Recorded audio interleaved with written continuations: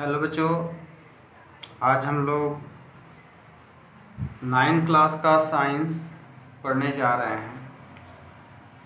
First शुरू करते हैं हम लोग फर्स्ट चैप्टर से, मैटर इन आवर सराउंडिंग्स।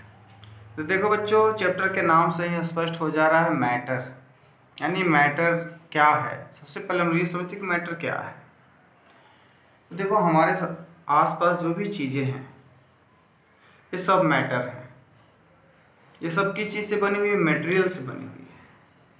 और इस मटेरियल को ही तो साइंटिफिक टर्म में हम लोग क्या बोलते हैं? साइंटिफिक टर्म में हम लोग मैटर बोलते हैं। तो फिर ये है कि मैटर क्या है, कैसे समझेंगे कोई चीज़ मैटर है। तो देखो बच्चों, मैटर उसी को हम लोग बोल सकते हैं जिसमें दो चीज़ें हों, कि मास हो और वॉल्यूम। मास और वॉल्यूम, दो चीज़ें अगर कोई चीज़ में है, कोई भी थिंग्स में है, तो क्या है? मैटर है। अब ये क्या पेन, ये जो है मैटर है? तो हाँ, ये मैटर है, क्योंकि इसमें कुछ ना कुछ वॉल्यूम है और कुछ ना कुछ मास। अब वॉल्यूम का मतलब कुछ ना कुछ इस जगह को क्या कर रहा है? कवर कर रहा है, इसलिए क्या हो गया? मैटर हो गया। अगर हम लोग इंडियन फिलोसफर के फिलॉसफी को देखें तो इंडियन फिलोसफर के अनुसार मैटर को उन्होंने क्लासीफाई किया है 5 तत्वों में। यानी कहने का मतलब है कि मैटर 5 तत्वों से मिल करके बना हुआ है। ये कौन से बेसिक 5 एलिमेंट्स हैं? तो एयर, अर्थ, फायर, स्काई, वाटर। यानी मैटर जो है 5 तत्वों से बना हुआ है। ये इंडियन फिलोसफर के अनुसार हो गया। और अगर हम लोग देखते हैं ग्रीक फिलोसफर को, तो उनका भी सोच कुछ ऐसा ही है। उन्होंने भी बोला है कि मैटर जो है इन्हीं तत्वों से बना हुआ है। लेकिन बच्चे, ये 5 तत्व की जगह पे हम लोग 4 तत्व ही लेंगे, 4 एलिमेंट्स ही लेंगे। एक इसमें से आप स्काई को हटा दो तो ये जो है 4 तत्वों से मिलकर बना है। लेकिन उस चीज़ को इस यहाँ दे नहीं रखा, इसलिए हम लोग यही कहेंगे कि इंडियन फिलोसफर का जैसा सोच था, लगभग वैसा ही सोच किसका है? ग्रीक फिलोसफर का भी है। तो ये सब जो बातें मैंने बताई, ये तो सब एंशिएंट फिलोसफर की बातें हैं। आजकल फिलोसफी वाली बात नहीं होती है, आजकल तो बस साइंटिफिक हर चीज़ चलता है। तो देखा जाए आजकल के जो साइंटिस्ट हैं उनका क्या है, तो आजकल के साइंटिस्टों ने मैटर को 2 बेस के आधार पर क्लासीफाई कर दिया। एक फिजिकल प्रॉपर्टीज के आधार पर और दूसरा केमिकल नेचर के आधार पर क्या कर दिया? क्लासीफाई किया। यानी इसको ऐसे बोल सकते हो बच्चों कि इसका जो क्लासिफिकेशन हुआ मैटर का, जो मॉडर्न साइंटिस्ट है उनके अनुसार फिजिकल क्लासिफिकेशन के आधार पर और केमिकल क्लासिफिकेशन के आधार पर। तो फिजिकल क्लासिफिकेशन के अनुसार के आधार पर देखा जाए तो मैटर जो है 3 तरह का हो सकता है। एक हो गया सॉलिड, दूसरा हो गया लिक्विड और तीसरा हो गया गैस। यानी अगर क्लासिफिकेशन देखा जाए, फिजिकल क्लासिफिकेशन देखा जाए, तो उसके अनुसार ये 3 तरह का हो गया, सॉलिड, लिक्विड, गैस। इस चैप्टर में, फर्स्ट चैप्टर में हम लोग केवल फिजिकल नेचर ऑफ मैटर पढ़ेंगे। ये 2 क्लासिफिकेशन बताया मैंने, फिजिकल क्लासिफिकेशन और केमिकल क्लासिफिकेशन। लेकिन इस चैप्टर में हम लोग केवल फिजिकल नेचर ऑफ मैटर का ही ध्यान देंगे, उसी आधार पर क्लासीफाई करेंगे और समझेंगे। तो चलो बच्चों, सबसे पहले हम लोग शुरू करते हैं फिजिकल नेचर ऑफ मैटर में। सबसे फर्स्ट पॉइंट है एनसीईआरटी का, matter is made up of particles. इसका मतलब क्या हुआ कि जो अभी हम लोग मैटर की बात कर रहे थे, जो हमारे आसपास जो भी चीज़ें हैं सभी क्या है? मैटर है। और ये जो मैटर हैं, ये जो सब्सटेंस है, ये जो थिंग्स हैं, ये सभी छोटे छोटे पार्टिकल से बने हैं। ये कैसे पता चलेगा बच्चों? तो चलो हम लोग एक काम करते हैं, हम लोग चीनी ले लेते हैं थोड़ा। अब वो चीनी, सबसे पहले ये बताओ बच्चों कि ये जो शुगर है ये मैटर है कि नहीं। तो ऑब्वियसली आप बोलोगे कि मैटर है, क्योंकि उसमें कुछ ना कुछ मास है और कुछ ना कुछ उसका वॉल्यूम है। अब हम लोग को ये देखना कि क्या ये पार्टिकल से बना हुआ है कि नहीं बना हुआ है। चलो उसको हम लोग क्या करते हैं कि एक बीकर में डाल देते हैं। बीकर में डाल दो, अंदर हाथ लगाओ तो आपको फील कर सकते हो कि चीनी के छोटे छोटे टुकड़े नीचे हो सकते हैं। लेकिन अब उसको क्या करो कि अच्छी तरह से मिक्स कर दो। मिक्स करने के बाद अगर ग्लास में हाथ डालोगे, बीकर में हाथ डालोगे, तो क्या एक भी चीनी का टुकड़ा आपको दिखाई पड़ेगा? नहीं दिखाई पड़ेगा। ऐसा ही आपके बुक में जो दे रखा है, इसमें आप सॉल्ट डाल दो और सॉल्ट को अच्छी तरह से मिला दो, तो आप क्या देख सकते हो? कहीं भी सॉल्ट आपको दिखाई पड़ेगा? नहीं दिखाई पड़ेगा। ऐसा क्यों हुआ? क्योंकि वो जो पार्टिकल्स था, वो जो शुगर था, वो शुगर के जो क्रिस्टल थे, उस क्रिस्टल के अंदर भी बहुत सारे छोटे छोटे क्या थे बच्चे? पार्टिकल्स थे। अब जैसे देखो, मान लेते हैं कि एक ग्लास है, इसमें पानी भरा हुआ है, इसमें कुछ चीनी डाल दो, यहाँ तक चीनी भर दो। अब इसको अच्छी तरह से मिला दो। मिलाने के बाद देखोगे कि आपको एक भी चीनी का टुकड़ा इसमें दिखाई नहीं पड़ेगा। कहाँ चला गया? इसका मतलब है कि ये जो यहाँ पे शुगर आपको दिखाई पड़ रहे थे, इसके अंदर और भी छोटे छोटे कण थे, पार्टिकल्स थे, जो क्या हो गए? पूरी तरह से पानी में फैल गए। अब आप टच कर रहे हो तो नहीं दिख रहे हैं, क्योंकि बहुत ही छोटे होते हैं। इसी तरह से कोई भी मैटर हो, कोई भी मटेरियल हो, कोई भी सब्सटेंस, उसके अंदर बहुत सारे छोटे छोटे पार्टिकल्स होते हैं। अब चलो हम लोग नेक्स्ट जो है इसका प्रॉपर्टीज पढ़ते हैं। How small are these particles of matter. ये जो मैटर हैं कितने छोटे होते हैं?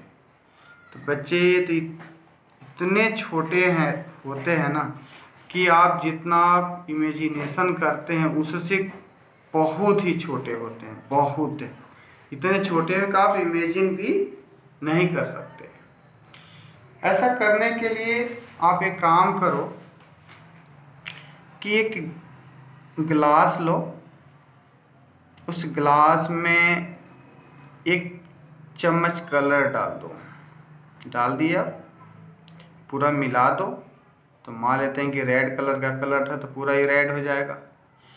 अब इसमें से क्या करो कि एक चम्मच पानी ला करके दूसरे में डाल दो, फिर इसमें भी पानी भरा हुआ है।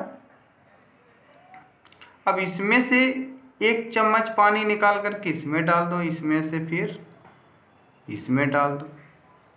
कलर आपने इसमें डाला था, सॉल्यूशन तैयार हो गया। एक चम्मच पानी इसमें डाला, ये भी हल्का क्या हो गया? कलर्ड हो गया। इसमें से एक चम्मच पानी निकाल करके डाला, ये भी कलर्ड हो गया, ये भी कलर्ड हो गया। ये सबसे ज़्यादा डार्क कलर्ड है, इससे कम ये होगा, इससे कम ये होगा, इससे कम ये। इसका मतलब है कि देखो, एक चम्मच जो आपने कलर डाला था उसके अंदर भी बहुत सारे पार्टिकल्स थे, तभी तो देखो इसमें पूरे फैल गए। इसमें से निकालो तो इसमें भी फैल गए। इसमें से एक चम्मच निकाला, उस चम्मच में बहुत सारे पार्टिकल्स आए थे, वो पार्टिकल्स फिर यहाँ फैल गए, यहाँ फैल गए। इसका मतलब है कि एक चम्मच के अंदर भी बहुत सारे छोटे छोटे पार्टिकल्स होते। वही चीज़ आपका यहाँ पे दिखा रखा है। देखो, हल्का कलर कम होते जा रहा है। हल्का कम होने का मतलब है, कलर कम होने का मतलब है कि पार्टिकल्स की संख्या कम हो गई। लेकिन देखो, एक चम्मच के अंदर भी बहुत सारे पार्टिकल्स थे, तभी तो यहाँ तक फैल गए। उसी तरह एक बाल्टी ले लो, उसमें एक कैप क्या कर दो, एक स्पून फुल डिटॉल डाल दो, और उसमें से एक गिलास पानी लेकर दूसरे बाल्टी में डालो, फिर उस बाल्टी से तीसरे बाल्टी में एक गिलास डाल दो, एक गिलास पानी निकाल करके तीसरे से चौथे में डाल दो, चौथे बाल्टी से एक गिलास पानी लेकर के पांचवें बाल्टी में भी डाल करके आप स्मेल पास में जा करके सूंघने की कोशिश करो तो उसमें भी डिटॉल की महक आएगी। इसका मतलब ये है कि देखो, ये जो ढक्कन आपने डिटॉल डाला था उसमें भी बहुत सारे क्या थे? डिटॉल के पार्टिकल्स थे। अब बच्चे हम लोग आगे पढ़ते हैं characteristics of particles of matter. तो अभी हमने क्या पढ़ा, तो मैटर के बारे में पढ़ा। मैटर में दो चीज़ें, मास वॉल्यूम, ये चीज़ पढ़ा। फिर मैटर जो है पार्टिकल्स से बने हुए हैं। उसके बाद हमने पढ़ा कि मैटर ये बहुत ही छोटे होते हैं, स्मॉल होते हैं। और अब हम लोग पढ़ने जा रहे हैं characteristics of particles of matter. और मैटर जो है किस चीज़ से बना हुआ है, पार्टिकल्स से बना हुआ। उस पार्टिकल्स का नेचर क्या उसको समझते हैं।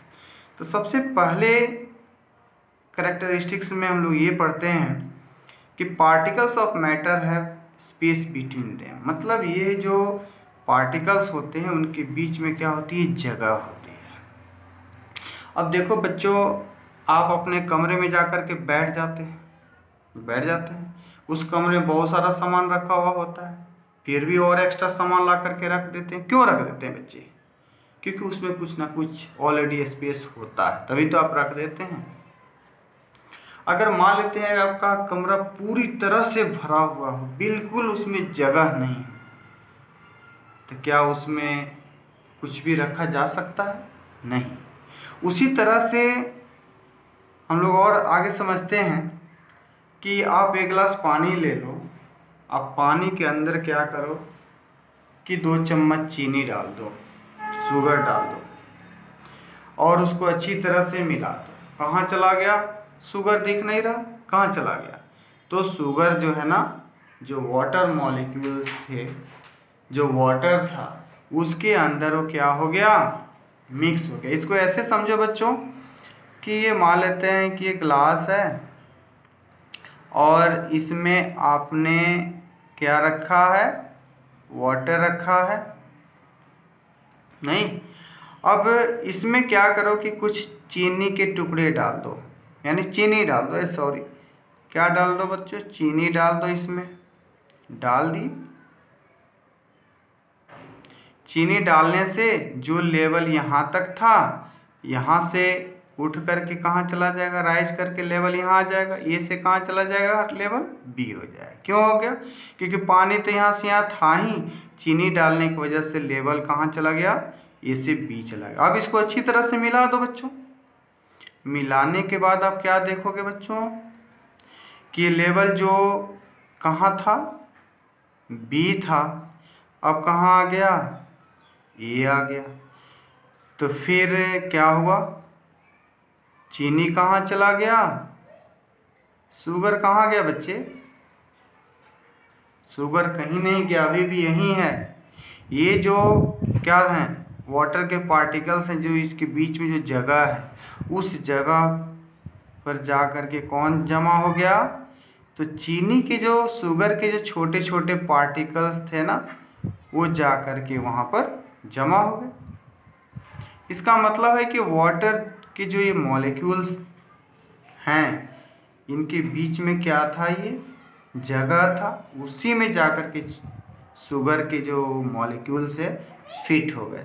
इसी वजह से जो वॉल्यूम बढ़ा हुआ था, इसलिए बढ़ा था कि ये अभी उसके स्पेस में नहीं गए थे खाली जगह पे, लेकिन जब आपने उसको अच्छी तरह से क्या कर दिया, मिक्स कर दिया, तो ये वाटर के मॉलिक्यूल्स के बीच में जो इंटरमॉलिक्यूलर स्पेस था, उस स्पेस में जाकर शुगर के पार्टिकल्स क्या हो गए, फिक्स हो गए। इसलिए जो लेवल बी गया था वापस फिर कहाँ गया, ये आ गया। इसका मतलब है कि जो ये पार्टिकल्स होते हैं, इनके बीच में क्या होती है, स्पेस होती है। Particles of matter have space between them.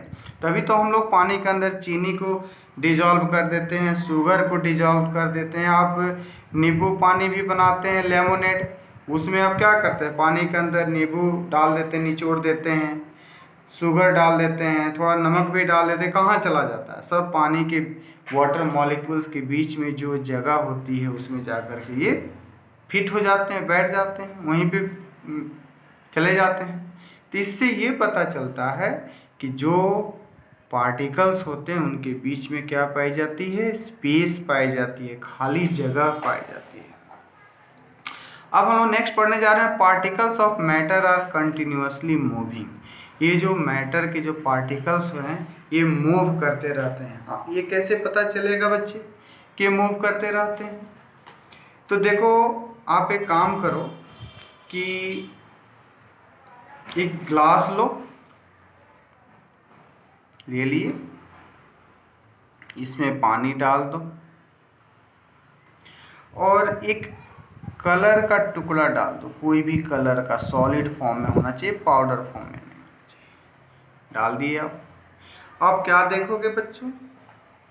ये मानते हैं कि जो कलर आपने डाला है ये रेड है, रेड कलर का कोई क्रिस्टल डाल दिया कलर का। अब इसमें से इसके क्या होंगे, इसके पार्टिकल्स निकलेंगे, धीरे धीरे ये चारों तरफ फैलते हुए जा रहे हैं। इसका मतलब क्या हुआ कि इसके पार्टिकल्स क्या कर रहे हैं, मूव कर रहे हैं। ये मूव करते जा रहे हैं, धीरे धीरे धीरे धीरे तो पूरे ग्लास में ही फैल जाएंगे। क्या आपने चम्मच से कुछ किया? नहीं ना, हिलाया इसको? नहीं, अपने आप ये क्या होते जाएंगे, चारों तरफ फैलते चले जाएंगे। उसी तरह से अगर मानते हैं कि आपका फ्रेंड जो है सेंट लगा करके आ रहा, अभी क्लास के किसी कोने में वो बैठ गया, तो क्या दूसरे बच्चों को वो सेंट की स्मेल नहीं आती? आती है ना। इसका मतलब क्या हुआ कि सेंट जो लिक्विड है, जो वेपोराइज हो रहा है, अब वेपोराइज हो करके वहाँ से उसी के पास तो नहीं रह रहा, वहाँ से फैल करके दूसरे दोस्तों के पास, आपके पास, पूरे कमरे में फैल जा रहा है। इसका मतलब क्या हुआ कि ये मैटर के जो पार्टिकल्स हैं क्या होते हैं, मूव करते रहते हैं, एक जगह स्थिर ये नहीं रहते, ये फैल जाते हैं। ठीक है ना। इंसेंस स्टिक, आप देखते हो अगरबत्ती जलाया जाता है तो उसकी भी स्मेल चारों तरफ क्या होती है, फैल जाती है। तो ये जो मैटर के पार्टिकल्स हैं क्या करते हैं, मूव करते रहते हैं। लेकिन थोड़ा अंतर ये है, चलो उसको मैं बाद में समझाता हूँ। अब यहाँ देखो, ये जो मूव करते रहते हैं किस पे डिपेंड करता है, तो ये टेम्परेचर पे डिपेंड करता है। जितनी ज़्यादा टेम्परेचर होगी उतना ही ज़्यादा उसका क्या होगा, एनर्जी होगा, और उतना ही तेज़ी से वो क्या करेंगे, मूव करेंगे। ठीक है ना। तो देखो बच्चों, ये तो बात सही है कि पार्टिकल्स जो हैं मूव करते हैं, उसके मैटर के पार्टिकल्स मूव करते हैं, लेकिन उसमें भी तीन तरह के यहाँ पर हम लोग पढ़ रहे हैं, फिजिकल नेचर का आधार पर पढ़ रहे हैं। तो सॉलिड, लिक्विड, गैस हो गया। तो सॉलिड के भी पार्टिकल्स हो सकते हैं, लिक्विड के भी पार्टिकल्स हो सकते हैं, गैस के भी पार्टिकल्स हो सकते हैं। लेकिन यहाँ मैं आपको ये बताऊंगा कि जो सॉलिड के जो पार्टिकल्स हैं, सॉलिड के जो पार्टिकल्स हैं वो बिल्कुल पास पास होते हैं, बहुत पास पास होते हैं। ते उतना ज़्यादा मूव नहीं करते, अपने जगह पर ही क्या होते हैं, वाइब्रेट करते हैं। ये हो गया सॉलिड हो गया। और यही लिक्विड के पार्टिकल्स को हम लोग ले लें, तो लिक्विड के पार्टिकल्स जो हैं थोड़े दूर दूर पे होते हैं। ये किसके हो गए, लिक्विड के पार्टिकल्स हो गए। गैस का पार्टिकल्स ले लो तो ये और दूर दूर होते हैं। ये क्या हो गया, गैस हो गया। तो सॉलिड के पार्टिकल्स क्या है, पास पास, लिक्विड के पार्टिकल्स दूर दूर हैं, और गैस के पार्टिकल्स और भी दूर दूर हैं। अब इसमें बात है, अभी तो मैंने आपको बताया कि ये मूव करते हैं, तो सॉलिड के पार्टिकल्स ज़्यादा मूव नहीं करते, अपने जगह पर ही वाइब्रेट करते हैं केवल। लिक्विड के पार्टिकल्स दूर दूर होते हैं, ये मूव कर सकते हैं। गैस के पार्टिकल्स और ज़्यादा मूव करते हैं। यानी देखा जाए तो सबसे ज़्यादा गैस के पार्टिकल्स मूव करते हैं, उससे कम किसका करता है, लिक्विड का, और लिक्विड से भी किसके पार्टिकल्स कम मूव करते हैं, तो सॉलिड के करते हैं। ठीक है ना। तो यहाँ पर मैं आपको ये बता रहा था कि मैटर के जो पार्टिकल्स हैं क्या करते रहते हैं, मूव करते रहते हैं, और जितनी ज़्यादा टेम्परेचर होती है उतना ज़्यादा मूव करते हैं। यानी मूवमेंट का रिलेशन किससे है? काइनेटिक एनर्जी से। ठीक है ना, जो भी मूविंग ऑब्जेक्ट है उसमें कौन सी एनर्जी होती है? काइनेटिक एनर्जी होती है। ये आप आगे चैप्टर में पढ़ेंगे। तो ये कौन सी एनर्जी होती है? जो भी चीज़ मूव करता है, कोई ऑब्जेक्ट बहुत तेज़ी से मूव कर रही है तो उसमें ज़्यादा काइनेटिक एनर्जी, कोई धीरे धीरे मूव कर रहा है तो उसमें काइनेटिक एनर्जी कम है।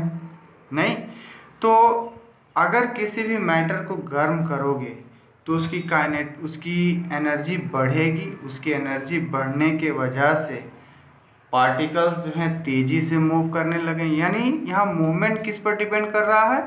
टेम्परेचर पे डिपेंड कर रहा है। और दो तरह का लिक्विड है, चाहे गैस है, एक की टेम्परेचर ज़्यादा है, दूसरे की टेम्परेचर कम है, तो जिसकी टेम्परेचर ज़्यादा होगी उसकी मूवमेंट ज़्यादा होगी और जिसका टेम्परेचर कम है उसकी मूवमेंट कम होगी। अब आप देखो कि घर में जब खाना बनता है तो कुछ खास तरह के माने स्पेशल तरह का कुछ भोजन बन रहा है तो दूसरे पड़ोसी को तो पता चल ही जाता है। कैसे पता चल जाता? क्योंकि देखो उसमें जो भी फ्लेवर निकलते हैं वो गर्म बनाते समय तो गर्म ही रहता है, गर्म होने की वजह से वो दूर दूर तक फैल जाता है। गर्म होने की वजह से उसकी काइनेटिक एनर्जी ज़्यादा होती है उस फ्लेवर की, उस पार्टिकल्स की, तो दूर दूर तक फैल जाता है। ये दूर दूर तक फैलने की क्रिया को ही क्या बोलते हैं? डिफ्यूजन बोलते हैं। यानी डिफ्यूजन है क्या? इंटरमिक्सिंग ऑफ, आप देख सकते हैं बच्चे, intermixing of particles of two different types of matter on their own is called diffusion. यानी दो गैसों का आपस में मिक्स हो जाना क्या कहलाता है? डिफ्यूजन कहलाता है। और ये डिफ्यूजन किस पर डिपेंड करता है? टेम्परेचर पे करता है, एनर्जी पे डिपेंड करता है। जितना ज़्यादा एनर्जी होगा, जितना ज़्यादा टेम्परेचर होगा, उतना ही ज़्यादा डिफ्यूजन होगा। अब इसके बाद हम लोग पढ़ने जा रहे हैं particles of matter attract each other. जो पार्टिकल्स होते हैं मैटर के एक दूसरे को अट्रैक्ट करते हैं। अब देखो बच्चों, यहाँ देखो, सॉलिड के पार्टिकल्स पास पास हैं, लिक्विड के पार्टिकल्स थोड़े दूर दूर हैं, गैस के पार्टिकल्स और भी दूर दूर हैं। अगर आप देखो मैग्नेट से खेले होंगे आप लोग, मैग्नेट को जब हम लोग पास पास रखते हैं तो उसमें अट्रैक्शन ज़्यादा होती है, दूर रख दे तो उसमें अट्रैक्शन क्या होती है? कम होती है। यानी यहाँ पता चल गया कि अगर पास पास दो मैग्नेट को और पास में रखोगे तो ज़्यादा फोर्स लगेगा और दूर रख दो तो फोर्स कम लगेगा। वही सेम वे में यहाँ देखो, ये क्या है? मॉलिक्यूल्स हैं। ये मॉलिक्यूल्स पास पास हैं एक दूसरे से, इसलिए इसमें जो फोर्स लगेगी मॉलिक्यूल के बीच में जो एक अट्रैक्शन होता है, फोर्स ऑफ अट्रैक्शन होता है, ठीक है ना, उसको इंटरमॉलिक्यूलर फोर्स बोलते हैं। क्या बोलते हैं? Intermolecular force. तो देखो इसके पार्टिकल्स पास पास हैं, इसके पार्टिकल्स दूर दूर हैं, इसके पार्टिकल्स तो और दूर दूर हैं। तो आप ये बताओ कि इंटरमॉलिक्यूलर फोर्स किस में ज़्यादा होगा? सॉलिड में होगा, लिक्विड में होगा, गैस में होगा? तो जिस तरह से मैग्नेट को पास में रखने से ज़्यादा फोर्स लगाता है, दूर रखने से कम लगाता है, उसी तरह से पार्टिकल्स पास पास हैं सॉलिड में, इसमें फोर्स ऑफ अट्रैक्शन ज़्यादा होगा। इसके थोड़े दूर हैं तो फोर्स ऑफ अट्रैक्शन कम होगा। इसके और भी ज़्यादा दूर हैं तो यहाँ पर फोर्स ऑफ अट्रैक्शन तो और भी कम होगा। तो यहाँ देखा जाए तो फोर्स ऑफ अट्रैक्शन सबसे ज़्यादा किस में होता है? सॉलिड में होता है। उससे कम किस में होता है? लिक्विड में होता है। उससे कम किस में होता है? गैस में होता है। आप ये बताओ कि 3 जार है, एक में आइस रखा हुआ है, दूसरे में वाटर रखा हुआ है, तीसरे में मान लो कि स्टीम रखा हुआ है, ठीक है। तो आप ये बताओ कि सॉलिड में अगर जो आइस है उसके अंदर फिंगर को अपना अंदर डालो तो अंदर जा सकता है? नहीं जाएगा। क्यों? क्योंकि पूरा जमा हुआ रहता है, उसके पार्टिकल्स बिल्कुल पास पास होते हैं। तो उसके अंदर फिंगर डाल सकते हो? नहीं डाल सकते हो। अगर वही गिलास में पानी रहता है तो उसके अंदर फिंगर डाल सकते हो। क्यों? क्योंकि उस पार्टिकल्स पार्टिकल्स के बीच में, लिक्विड के जो मॉलिक्यूल्स के बीच में जो फोर्स ऑफ अट्रैक्शन होता है वीक होता है। वीक होने की वजह से ही आप फिंगर उसके अंदर डाल सकते हैं, ठीक है ना। और गैस है, देखो हम लोग कहीं भी खड़े रहते हैं रोड पे इधर उधर, तो क्या जो हम लोग के बीच में जगह है क्या खाली है? नहीं, एयर से भरा हुआ है, लेकिन फिर भी हम लोग मूव कर जाते हैं। गैस तो हमें रोक नहीं पाती, क्यों? क्योंकि गैस के पार्टिकल्स इतने दूर दूर होते हैं कि उसमें फोर्स ऑफ अट्रैक्शन क्या होता है, बहुत ही कम होता है, जिसके वजह से आसानी से हम लोग क्या कर सकते हैं, मूव कर सकते हैं। अगर आपको 3 तरह की दीवार दी जाए, ठीक है ना, एक सॉलिड का हो, 3 तरह का वॉल है, एक सॉलिड वॉल है, एक लिक्विड वॉल है, एक गैसियस वॉल है, तो किस वॉल से आसानी से आप क्रॉस कर सकते हैं, दूसरी तरफ जा सकते हैं? गैसियस वॉल को तो कोई भी आसानी से जा सकता है, पार कर सकता है। लिक्विड के वॉल हो तो उसे भी पार किया जा सकता है। लेकिन अगर सॉलिड वॉल हो तो क्या आप उसको क्रॉस कर सकते हैं? नहीं कर सकते। क्यों? क्योंकि उसमें बहुत ही ज़्यादा फोर्स आपको लगाना पड़ेगा। क्यों? क्योंकि सॉलिड के जो पार्टिकल्स हैं उसके बीच में फोर्स ऑफ अट्रैक्शन क्या होता है, बहुत ही ज़्यादा होता है। इसी वजह से देखो, सबसे ज़्यादा फोर्स ऑफ अट्रैक्शन सॉलिड का होता है, उससे कम लिक्विड का होता है, उससे कम गैस का होता है। अब देखो, इसके पार्टिकल्स जब पास पास है तो मूव करेंगे? नहीं करेंगे, क्योंकि फोर्स इतना ज़्यादा लग रहा है कि मूव नहीं करेंगे। इसलिए सॉलिड के पार्टिकल्स केवल अपनी जगह पर ही क्या होते हैं, वाइब्रेट करते हैं। लिक्विड के पार्टिकल्स मूव कर सकते हैं। क्यों मूव कर सकते हैं? क्योंकि इसके बीच में फोर्स ऑफ अट्रैक्शन कम होता है, किसके कंपेयर में?